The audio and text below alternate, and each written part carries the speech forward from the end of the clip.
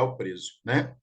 E o primeiro ponto, né, que nós temos que pensar a respeito disso, agora eu vou compartilhar os slides aqui com vocês, é que essa ideia de assistência ao preso, ela, além, obviamente, de incorporar a ideia de um direito do preso e de um dever também por parte das autoridades, né, públicas dentro do processo aí das políticas carcerárias, ela também traduz ali uma perspectiva muito importante, que é justamente fomentar esse aspecto assistencial com vistas à ressocialização do preso. Então, o direito assistencial que vai existir no âmbito carcerário, ele está muito ligado à perspectiva ressocializadora, enquanto finalidade da pena que a gente espera, né? Então, por isso a importância dele, embora vai sofrer muitas críticas, né, o direito assistencial do preso, tá gastando com o preso aí tá com direito a ter, né, roupa, professor, sei lá o quê, né,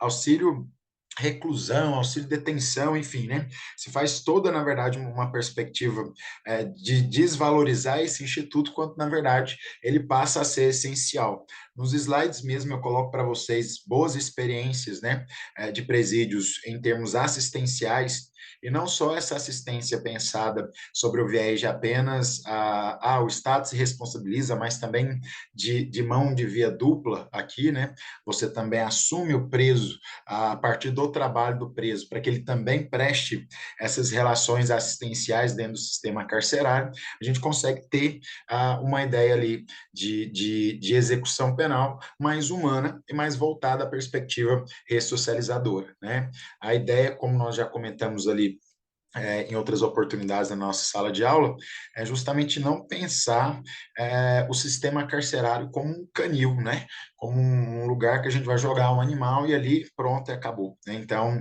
a perspectiva assistencial, ela ganha muita relevância, principalmente nesse aspecto de tentar manter essa sensação, né? Vou usar esses termos aqui, de humanidade que envolve aí a pessoa condenada, né? O preso, e também isso vale para o internado, obviamente, em casos de medida de segurança, beleza? Tá? Então, o nosso primeiro teminha aí vai ser a respeito do direito assistencial carcerário ou direito de assistência ou simplesmente assistência ao preso, que vai estar aí na nossa lei de execução penal, e não é à toa que é um dos primeiros institutos que já inicia a lei de execução penal, justamente diante da sua relevância, beleza?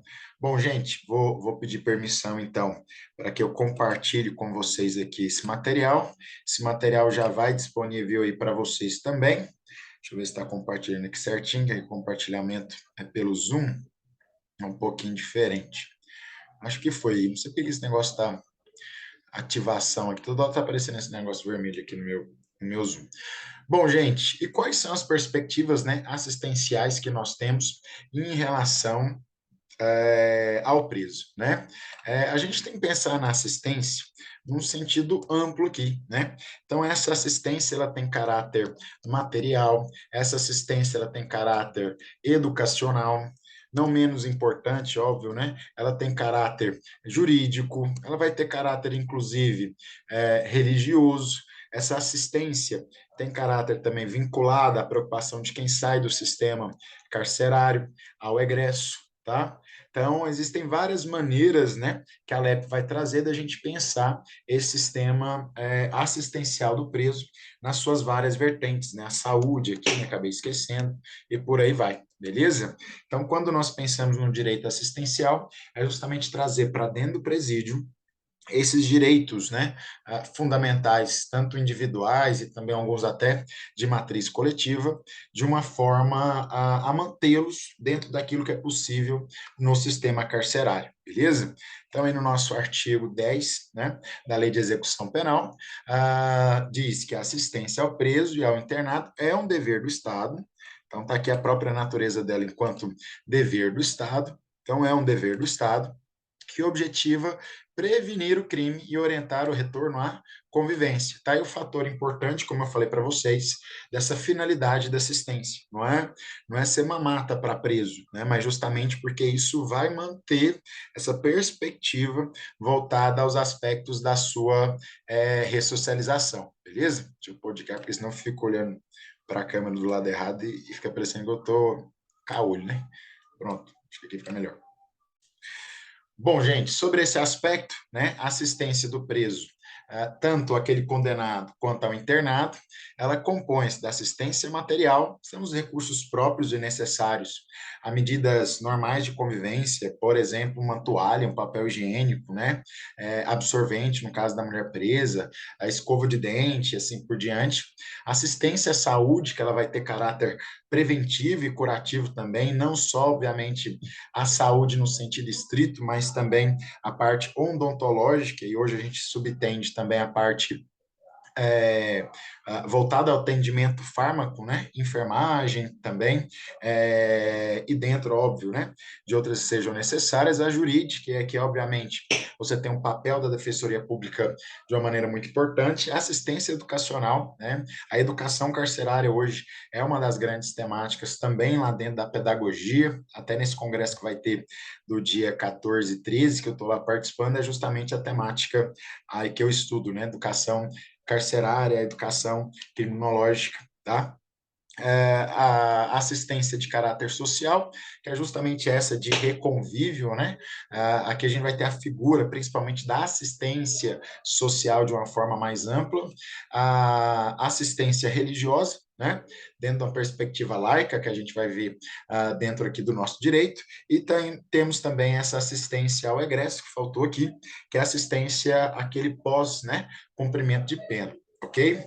O egresso, pessoal, para fins aqui da lei de execução penal, é aquele que está, por exemplo, em livramento condicional, né, em situações de penas condicionais, bem como aquele que já cumpriu a pena e em até um ano, beleza? Então, do um ano do cumprimento de pena, ele ainda é considerado egresso do sistema carcerário brasileiro e ele vai ter direito aí a alguns aspectos que envolvem essa assistência ao egresso, como, por exemplo, a questão de moradia por pelo menos 2 meses, ok? Então, esse é o conjunto, né, do direito assistencial carcerário que a gente encontra na Lei de Execução Penal. O que a gente vai fazer nesse momento inicial aqui é justamente tentar perceber, né, e assimilar como que essas assistências se dão, como que a LEP vai trabalhar a assistência e quais seriam seus reflexos, né, dentro do nosso sistema aí carcerário, tá? Então, assistência material, né, essa daqui, obviamente, é uma das principais, né, aquela assistência mesmo, né, do dia a dia de qualquer ser humano, por assim dizer. Então, ela compõe alimentação, vestuário, instalações higiênicas, né? Hoje nós temos uma obrigação de arquitetura, né, carcerária, inclusive nas regras de Mandela isso vai estar expresso, né, então, que é justamente o respeito, né, aos tamanhos de celas, etc. Felizmente, a gente está aqui sendo bem utópico nesse ponto da matéria, a gente sabe que isso é muito pouco seguido ainda hoje no nosso sistema carcerário, tá? O fornecimento, a alimentação, então hoje o preso tem direito a uma alimentação adequada dentro da perspectiva nutricional que atenda, né? Não é nenhum colário branco, né, gente, para ficar lá comendo lagosta dentro do presídio, mas que se haja o um mínimo em relação a esses aspectos, né? São vários vídeos aí, se depois vocês quiserem pesquisar no YouTube, sobre, inclusive, rebeliões que começaram nos presídios em razão da questão alimentícia, né? Tem um vídeo que ele é bem emblemático, pois eu quero mandar ele para vocês, né?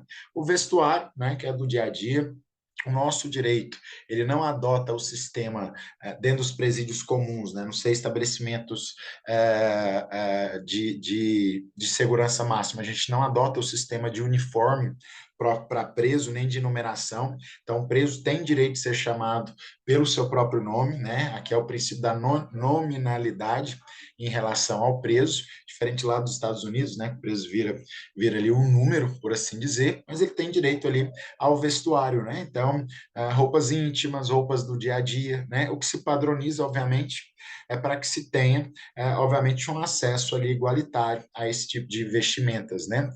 Por exemplo, vários presídios proíbem, dentro dos seus regulamentos internos, roupas de times, roupas que tenham alguma entonação que possa levar a discussões desnecessárias ou até para graus de violência que não se espera, né? Então, essa assistência material é esse fornecimento que o estabelecimento prisional ele vai dar ali ao preso, né? Como a gente sabe, pessoal, isso daqui fica, via de regra, a cargo aí do Estado, né? Pelo menos no direito brasileiro, fica a cargo aí do Estado.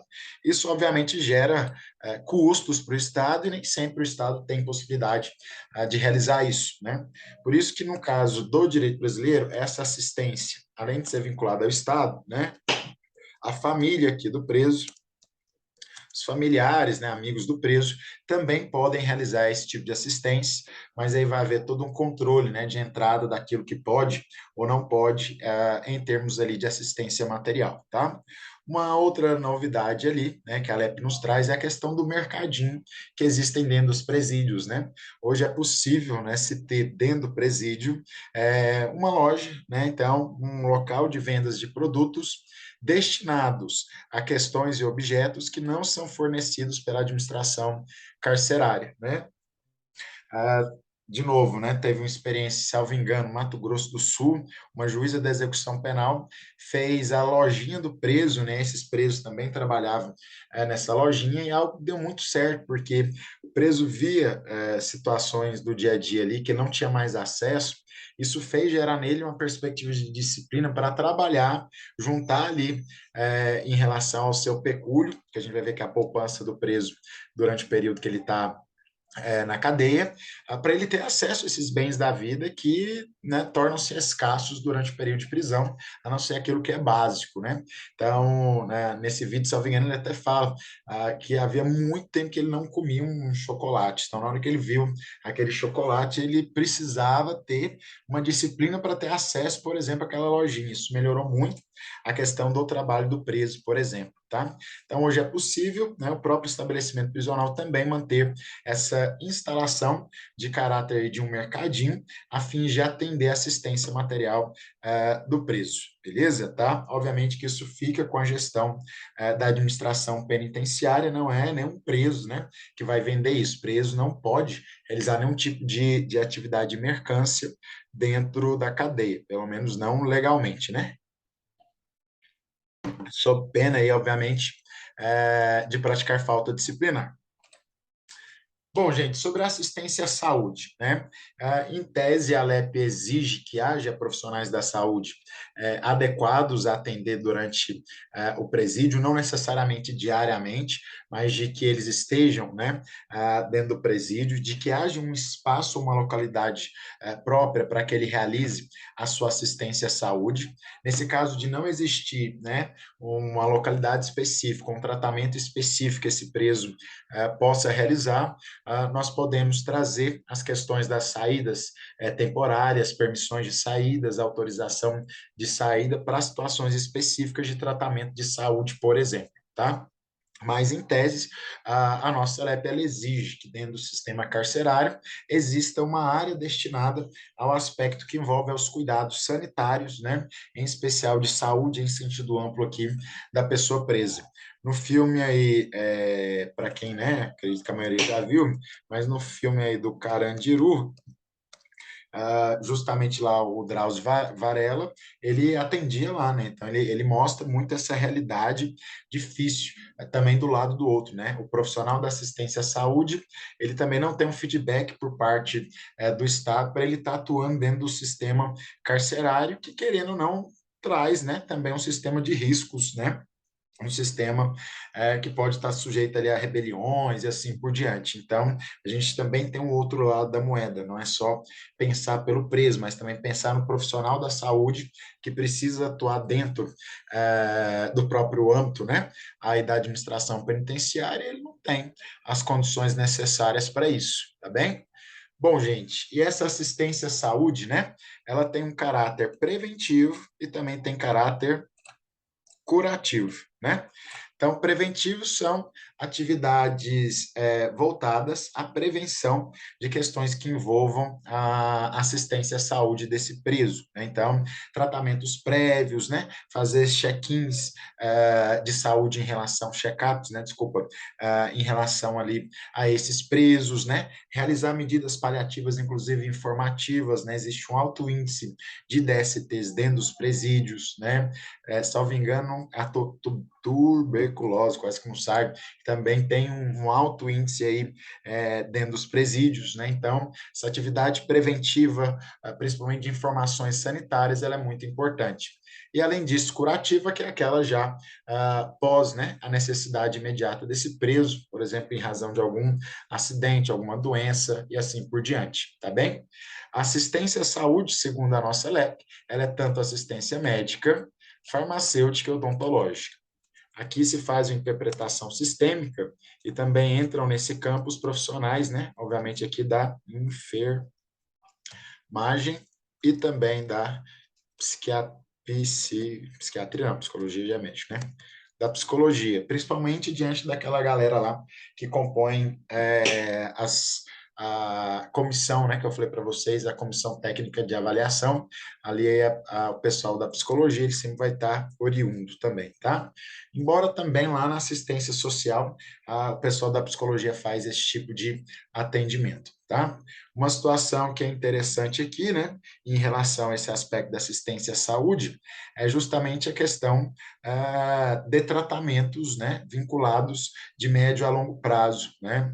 Um exemplo aí bem interessante envolve a questão da pessoa trans no presídio, né, que ele já iniciou o tratamento de transição hormonal e ele precisa dar continuidade a isso, né? Então, o STF já tem decisão nesse sentido, que ele faz jus, sim, a receber esse tratamento mesmo dentro do presídio, né?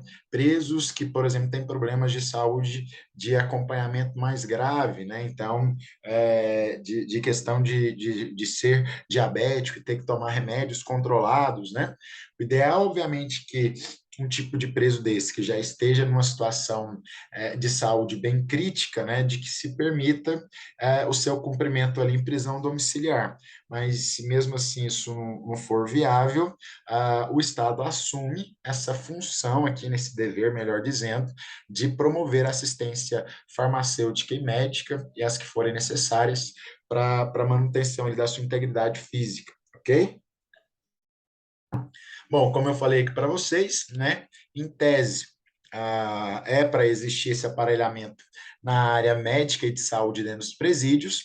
Caso não, né, esse preso pode buscar, mediante os requisitos que a LEP traz, a possibilidade de fazer tratamento médico fora, tá? Além disso, em relação à mulher encarcerada, né, todas as questões que envolvem, em especial a mãe presa, desde questões que envolvem o pré-natal e o pós-parto, e também em relação ao o recém-nascido, até o posterior deslocamento dele para a família que vai cuidar, ela vai também ter direito a essa especificidade, ok? Depois disso, gente, dessa primeira fase, né, de pré-natal, de recém-nascido, e ali essa criança, enfim, esse recém-nascido, ele é entregue à família. Caso não tenha esses familiares, a gente vai lá para o ECA e o Estatuto da Criança e Adolescente vai trazer as regras de família substituta, tá? Não tem como hoje se criar, por assim dizer, né, uma criança até atingir uma idade mais avançada dentro do presídio. A mãe tem o direito à convivência familiar nesse momento inicial, mas o próprio Estatuto da Criança e Adolescente vai limitar esses momentos aí, beleza? Tá? De novo, né, gente, em termos práticos, né, se é um cliente seu que necessita desse tratamento e não possui, ali você pode manejar os institutos cabíveis, né? Além dos requerimentos que podem ser feitos via normal no juízo, né, da execução, em outras vias, vamos dizer assim, mais céleres, você pode tentar também o mandado de segurança em matéria de execução penal para se valer esse direito aqui do preso em relação à sua saúde, ok? Então, como eu falei para vocês, né, gente, a questão da pessoa trans, independentemente dela já ter feito, né, cirurgia de transgenitalização ou não, que é justamente a questão que envolve o tratamento hormonal aí da pessoa trans, né? Que ela vai dar continuidade a isso dentro do presídio também, ok? Bom, gente, sobre a assistência jurídica, né? O que que nós temos, né? Inicialmente aqui tem um ponto interessante na LEP, eu vou destacá-los, que é o seguinte: a LEP é uma leizinha mais antiga, até mesmo da própria consolidação da Defensoria Pública, enquanto uma instituição frente à defesa dos vulneráveis aí, né?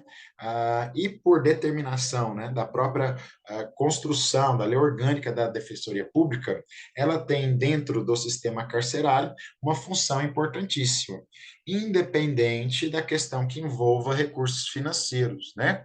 Só que aí a LEP, justamente por ter uma redação mais antiga, ela diz que a assistência jurídica ela é destinada aos presos e aos internados sem recursos financeiros para constituir advogado. Ou seja, o preso que, em tese, possui ali recurso financeiro para constituir advogado, essa assistência não é prestada. Bom, essa leitura, né, que nós temos que ter. A verdade é que não. A gente tem que fazer essa leitura casada junto com a perspectiva institucional da Defensoria Pública, bem como, né, com a previsão aí do artigo 16 da nossa Lei de Execução Penal, que é a seguinte, né, ainda, né, que haja recursos financeiros por parte desse preso, né, na ausência de atuação de uma defesa, quando ela é obrigatória, né, e de buscar as medidas necessárias dentro do sistema carcerário, como o direito de peticionamento e assim por diante, a Defensoria Pública ela deve agir, ainda que haja situação de recursos financeiros, tá?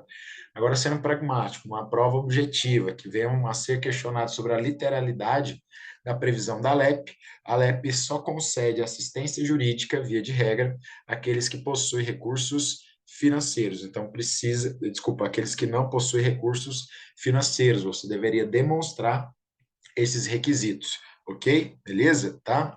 Lembrando ainda, né, que em relação a esse aspecto, dentro da assistência jurídica, não existe só a defensoria. Então, na verdade, isso aqui é um conjunto, né?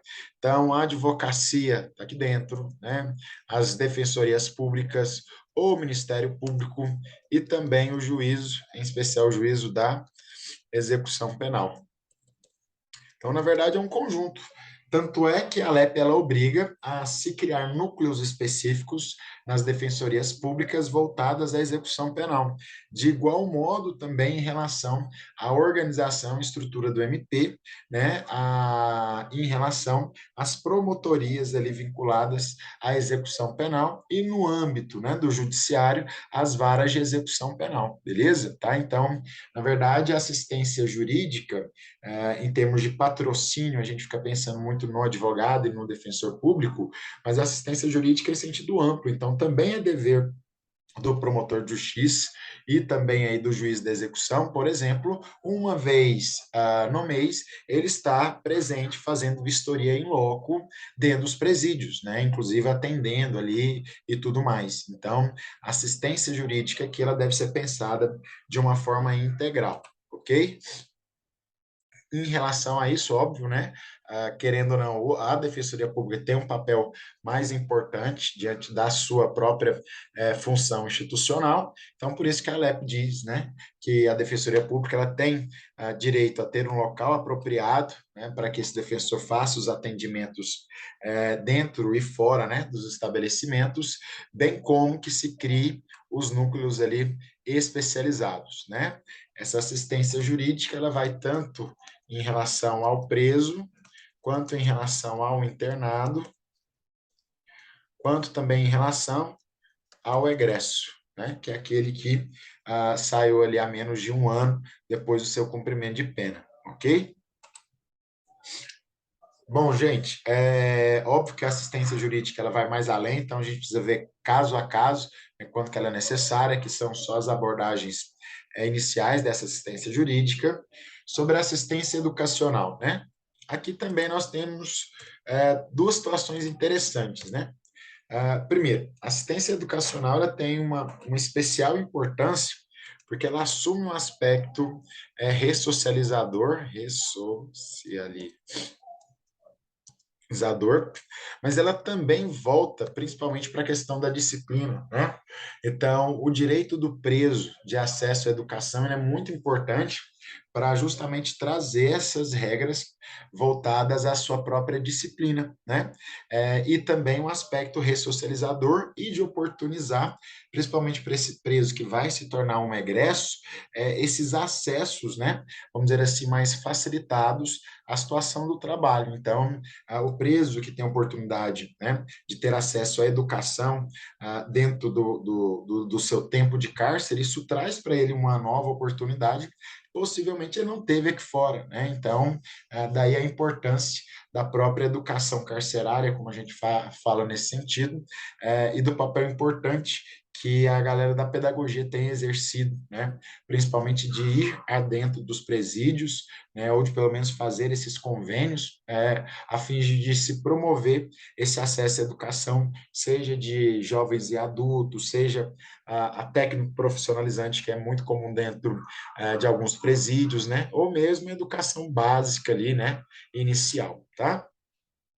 Bom, segundo aí as previsões da nossa lei de execução penal, no caso da assistência educacional, ela compreende a instrução escolar e a formação profissional, né? Então, tanto a parte instrucional, que é a parte de formação inicial e básica, como também o ensino prático, né? Profissional já voltado a atividades profissionalizantes. Normalmente ali você vai ter aquele ensino médio profissionalizante, né? Técnico.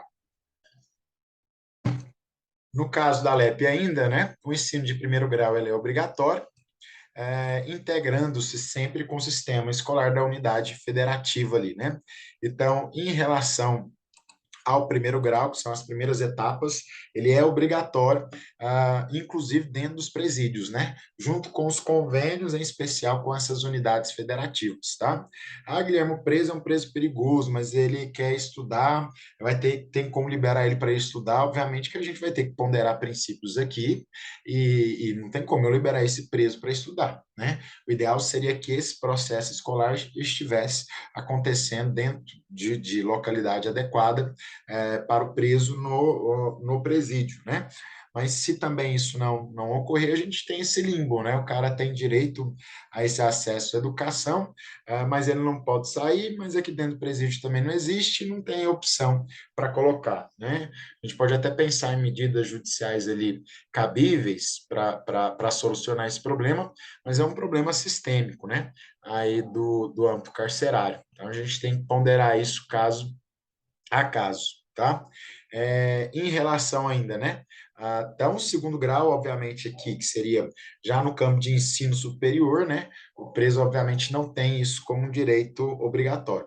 Nem aqui fora, né, gente? A própria Constituição brasileira ela diz que o ensino superior, ele é gradativo, né? Então, na verdade, ele não é de obrigatória a sua gratuidade, ele vai ser gradativamente sendo ofertado aí pelo Estado.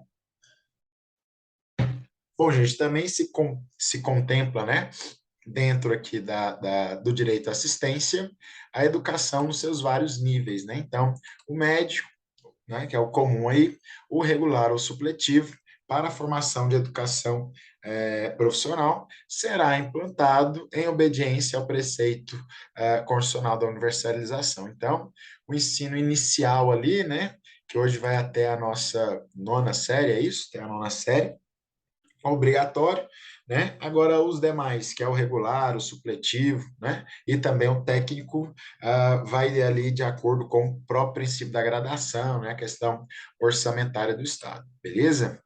Bom, gente, em relação a isso, né? Sobre aspectos que envolvem ainda questões para se facilitar o que envolve aqui a assistência educacional, tá? De que o sistema educacional dos presos, ele deve-se, né, na medida dessa possibilidade, obviamente, integrar o sistema estadual e municipal, né? Tanto sobre o aspecto administrativo, quanto ao aspecto financeiro, com o apoio ali, né, da União. Então, não é a União que faz esse papel, o direito, né, do preso de acesso à educação, isso passa por um dever a ser cumprido aí pelo Estado e também pelos municípios, juntamente com a administração penitenciária e com o juízo da execução penal. Então, é como se a gente fizesse essa repartição ali de atribuições, né, de competências desses entes, tá? Então, a União aqui, ela, na verdade, fica, né, com um papel mais fiscalizador, né, por assim dizer, já que a União, ela estaria mais à frente do ensino superior, ok? No caso, ainda pode ser ofertado aos presos, né, cursos de aceleramento, educação de jovens e adultos também são possíveis ali aos presos e à mulher encarcerada. Tá? Então, educação de jovens e adultos, que é inclusive, né, um dos pontos mais comuns que a gente vê dentro aí dos presídios. Tá? Bom, gente, outro ponto interessante aqui, né, que a Alep vai trazer, opa, aprontei aqui. Foi? Não, peraí. Aqui que eu aprontei. Bom, outro ponto interessante, né, é justamente tentar trazer o preso esse acesso à inclusão digital também, tá? Dentro do processo educacional. Óbvio, né, que isso tem que ser feito com cautela, não é dar ao preso acesso à internet, celular, nem nada disso, tá? Mas de que os aspectos que envolvem a educação à distância também possam ser ali adequados aos sistemas carcerários, tá? De igual modo, em relação aquilo que envolve, né, obviamente, aspectos da educação profissional, então, como a possibilidade de atividades práticas, né, em oficinas e tudo mais, né. No nome da Copa do Mundo, isso aconteceu bastante aqui no Brasil, então, muitas oficinas foram criadas para a fabricação dessas bolas pelos presos, então, além de ser o trabalho do preso, ele passou por uma educação profissionalizante nessa parte de costura, bordagem, né, e assim por diante. Então, tanto no aspecto da educação profissional quanto aqui do ensino à distância, deve-se fomentar isso também dentro dos presídios e com os espaços, né, que sejam adequados, tá? A própria LEP, ela fomenta a possibilidade de realização de convênios, né? Então, é possível se realizar convênios com entidades públicas ou privadas para fins de que eles realizem a prestação desse serviço educacional e também de cursos especializados, né? Não precisa ser necessariamente um curso integral, mas um workshop, né? Um curso de atualização, algo nesse sentido, né? Uma oficina, tá? Bom, gente, também, né, segundo os termos da nossa lei de execução penal, essa aqui é de rir, né? Então, cada presídio, né, deverá ter uma biblioteca para o uso de todas as categorias de reclusos, providos de caráter instrutivo, recreativo e didático, tá? Então, em tese, o preso tem direito ao uso de uma biblioteca ali, né, no momento em que ele cumpre pena. Beleza? Tá? É óbvio que essa biblioteca ela tende a ser uma biblioteca física, né? Mas quem sabe pode ser que seja pensado de outra maneira, mas por hora são situações de biblioteca física, né? O preso ele não tem direito de trazer para dentro do presídio qualquer tipo de livro, né? Isso pode até se encaixar também na assistência material, mas nesse caso específico o preso passa por uma autorização específica, tá? Para que esses livros, né, ele possa ali utilizá-los durante o tempo que ele está na cadeia, tá? O que a lei permite, pela assistência religiosa, é trazer livro religioso. Então, Bíblia, né, etc. É possível um livro religioso pessoal ali desse preso, tá? É onde acontece muito aqueles casos, né, gente? A galera tá lá no presídio, né? Então, é livro pessoal, mas tá lá com a arma dentro, tá lá com a maconha, a droga dentro para ser vendida, né? Então, é isso que eu estou sempre dizendo para vocês, né? A LEP aqui traz um sistema carcerário perfeito, mas a gente tem que enxergar sempre os dois lados, né? Que isso é um direito do preso, mas que também, por outro lado, eu tenho que pensar nessa visão crítica do sistema carcerário, em especial também dos profissionais que vão estar dentro dos presídios, realizando, obviamente, essa promoção da assistência educacional, tá? Outro ponto importante, gente, é que dentro da assistência educacional, passa-se a exigir o censo, né? Igual o censo aí que a gente está feito ultimamente, também será realizado o censo penitenciário para a coleta desses dados e diagnóstico, em especial daquilo que envolve assistência educacional desse preso, né? Índice de analfabetismo dentro da cadeia, perfis, né, desses analfabetismos, né? Se é funcional, se é analfabeto mesmo propriamente dito, tá? Bom, gente, em relação à assistência social, ela está muito mais ligada à questão do aspecto de preparar esse preso, né, a voltar à vida lá fora, tudo bem? Então, o direito à assistência social, ele está muito próximo também da questão que envolve o direito de egresso, né, o direito dos egressos, que é justamente preparar esse preso para a vida aqui fora, né? Então, em relação a acompanhamento de resultados, né, saídas temporárias que esse preso já fez de seu comportamento lá fora, levantamentos de dados, né, para que esse preso por exemplo, que vai para o regime aberto, ele possa já tentar um emprego, né, fora, já que é um dos requisitos para o regime aberto. Então, existe toda essa questão que envolve assistência social, como essa prestação, né, de diagnósticos dos vários campos para que esse preso, né, tenha uma boa preparação para quando ele conseguir, de fato, voltar à convivência comum, né, aqui no mundo do dia a dia, no mundo do trabalho, no mundo de tudo, que é o nosso aqui, tá? Então, a assistência social, ela assume essa função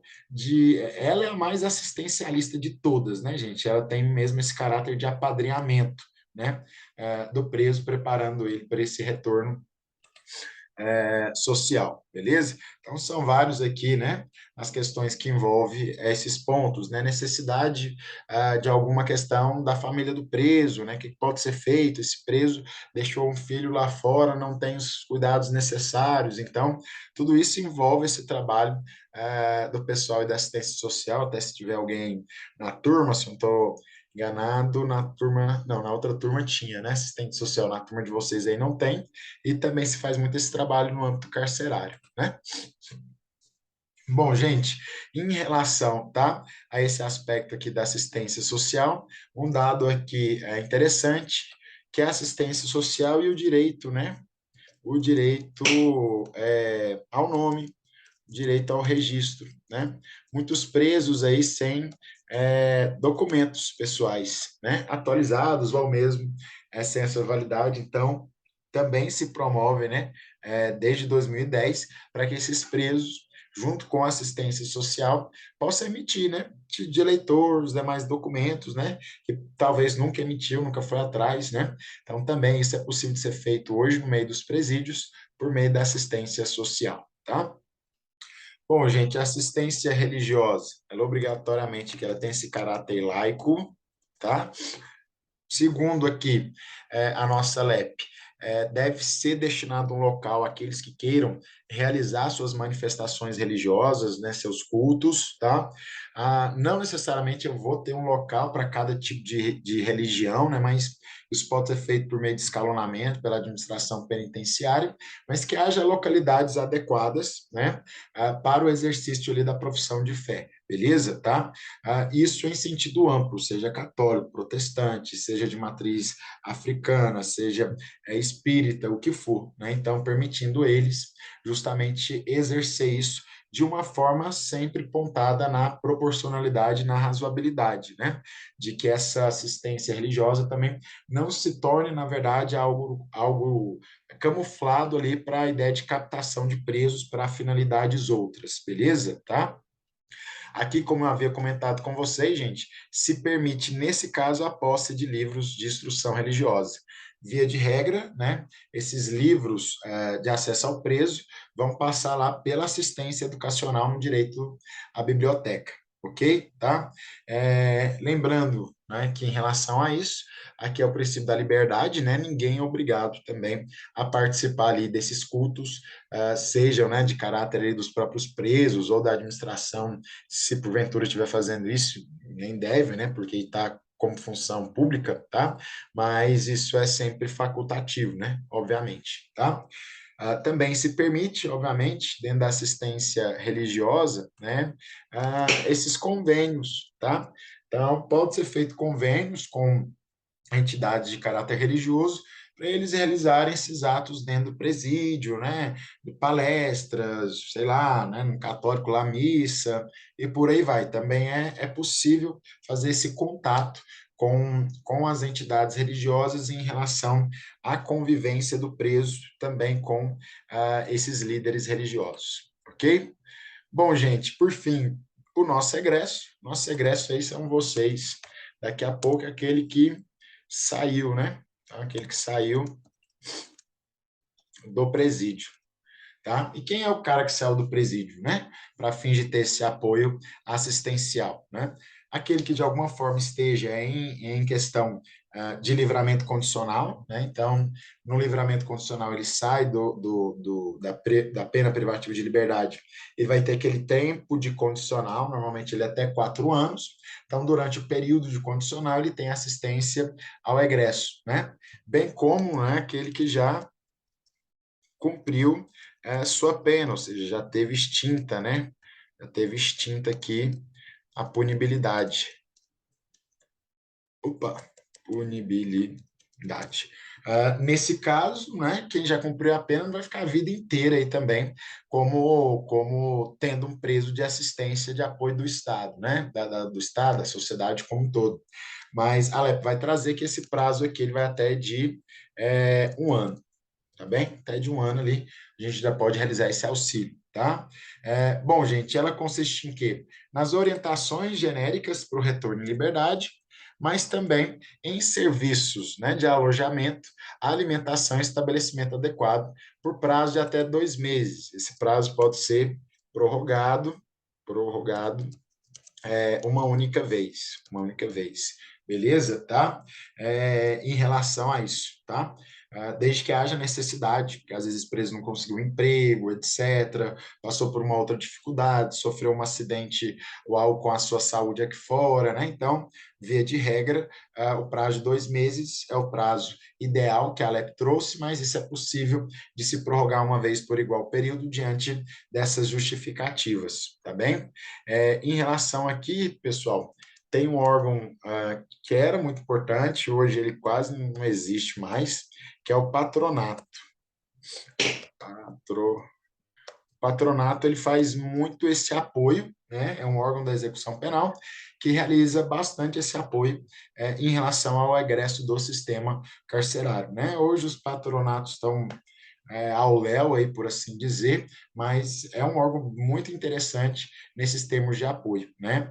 Eu vou mandar para vocês alguns vídeos e vocês vão ver justamente isso, né? Dos presos. Guilherme, você tem um carimbo ali, né? Uma vez que culpado ou inocente, mas principalmente quem teve uma sentença condenatória, na hora que eu chego, né, e alguém pergunta, eu não vou mentir, não é essa a intenção mais, mas é muito difícil, né? De que esse egresso ele retorne de uma maneira, vamos dizer assim, mais aberta para a sociedade, principalmente na questão que envolve o trabalho. Então, a questão do egresso é muito importante porque ela reduz, né, pessoal, a questão da reincidência, né? Então, trabalhar aqui a assistência ao egresso, ela estaria diretamente ligada com a perspectiva da não reincidência dos presos. Aí as práticas criminosas, né? Bom, como eu falei, são esses daí que são considerados os nossos egressos, beleza? Tudo bem? Bom, pessoal, em relação ao direito assistencial, são essas temáticas, né?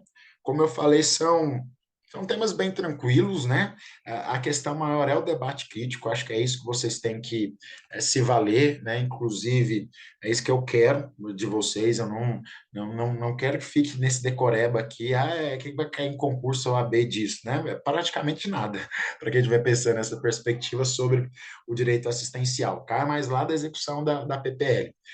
Mas nesse momento é justamente esse debate sobre o direito do preso, assistência, a questão orçamentária dentro do cárcere, fazer essa análise integral, eu acho que é o ponto central aqui, para a gente começar a entender melhor essa crise do sistema carcerário e não simplesmente esse argumento chulo, né? É porque não investe ou porque também preso é bandido e é vagabundo, então tá tudo resolvido. Pronto. Não, né?